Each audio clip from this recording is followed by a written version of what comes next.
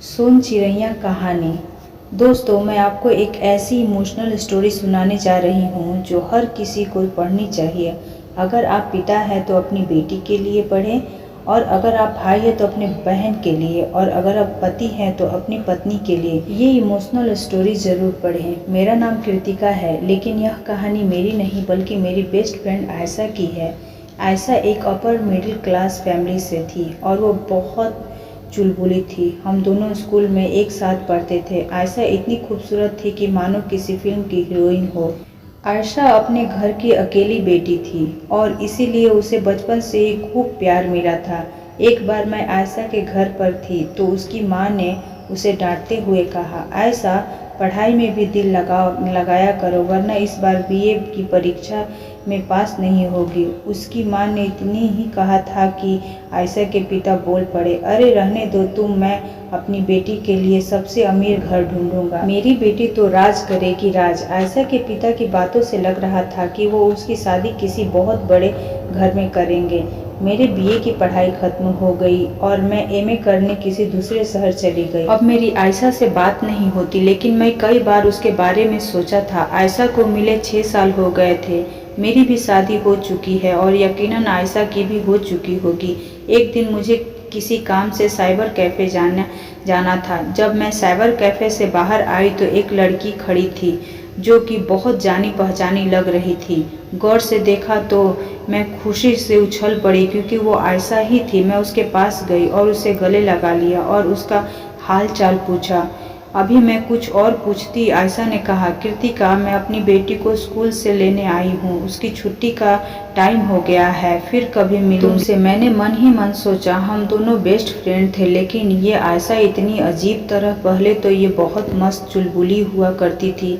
मैं अगले दिन फिर उसी साइबर कैफ़े में काम से गई तो आयशा वहीं खड़ी हुई थी। इस बार मैंने उसका हाथ पकड़ा और पास के कॉफ़ी शॉप में ले गई और कहा, आयशा, क्या हुआ तुम्हें?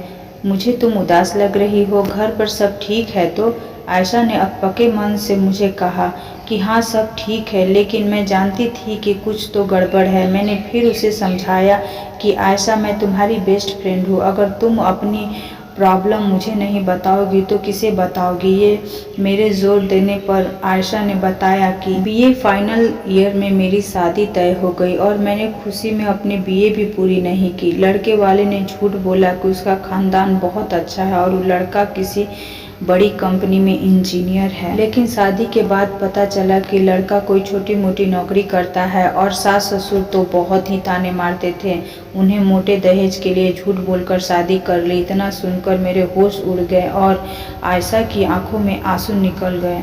उसने बताया, इतना ही नहीं, जब भी उसका पति घर आता तो शराब पीकर आता और रोज उसे मारता। उन्हें मुझे घर से भी निकाल दिया, ये कहकर कि ये बेटी पता नहीं किसकी है। आयशा ने मुझे बताया कि अब वो अपनी माँ के पास रहती है और उसके पापा की डेथ हो चुकी है। उसके पापा जो बिजनेस करते थे वो भी अब बंद हो चुका है। आयशा की ये कहानी सुनकर तो मेरे पसीने ही छूट गए। दोस्तों, हर माँ बाप हमेशा यही कोशिश करते हैं कि उसकी बेटी की शादी किसी बड़े घर में हो और वो पूरी उम्र राज करे, लेकिन कई बार किस्मत को कुछ और ही मंजूर होता है। इसीलिए हर माँ बाप को ये जिम्मेदारी बनती है कि उसकी बेटी आत्मनिर्भर बने और अच्छी शिक्षा हासिल करे, अपने सिर गर्व से ऊंचा रख कर चल सके। अपनी बेटी को आर्थिक रूप से इतना सशक्त ज़रूर बनाए ताकि वो शादी के बाद भी आत्मनिर्भर हो सके।